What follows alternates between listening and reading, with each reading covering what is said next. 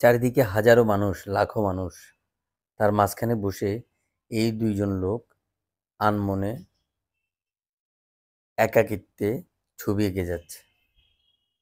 ছবি যেমন তেমন ছবি না, একটা মানুষ সামনে বসে আছে, জলজন্ত ওই মানুষের ছবি, ওই চেহারা হুবহু মিলে যাচ্ছে। এটা একটা অসাধারণ আর্ট, এটা অসাধারণ গুণ, এটা অসাধারণ প্রতিভা আমি বলবো।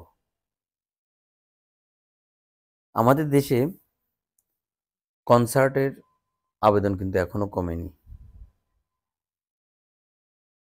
মিউজিক এনজয় করার বিভিন্ন মাধ্যম বের হয়েছে, মানুষ বিভিন্নভাবে এনজয় করে, আগের মতো না।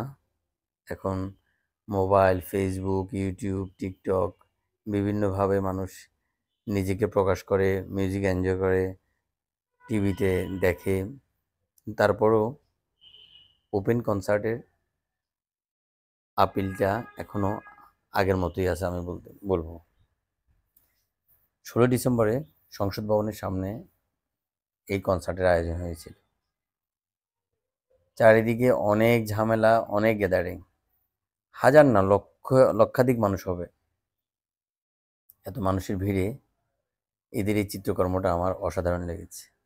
আমি এমন নর্মালি কেউ ছবি আঁকতে দেখলে বসে থাকি, কারণ আমার কাছে এটা মনে হচ্ছে আমার দ্বারা কখনোই হবে না এই ধরনের একটা কাজ। কীভাবে যে তারা হুবহু একটা দৃশ্য মিলিয়ে ফেলে, হুবহু একটা মানুষের চেহারা, চোখ, মুখ, চাহনি, অবয়ব সব কিছু তাদের চিত্রকর্মের মাধ্যমে ফুটিয়ে তোলে, দেখে একদম জীবন্ত মনে হয়। তা আমার ভালো লাগে বলে আমি দাঁড়িয়ে দাঁড়িয়ে সবসময় দেখি। ইউনিভার্সিটি থাকতে ফাইন আর্টসে চারুকলার ওখানে গেলে যারা গাছের পাশে হয়তো একটা ক্যানভাসে ছবি আঁকছে, আমি তাকিয়ে দেখতাম, অনেক এনজয় করতাম, অনেক ভালো লাগতো আমার। অথবা আমার কাছে সবসময় মনে প্রশ্ন জাগতো যে কীভাবে আঁকে ওরা, কীভাবে একদম মিলিয়ে ফেলে এটা তো।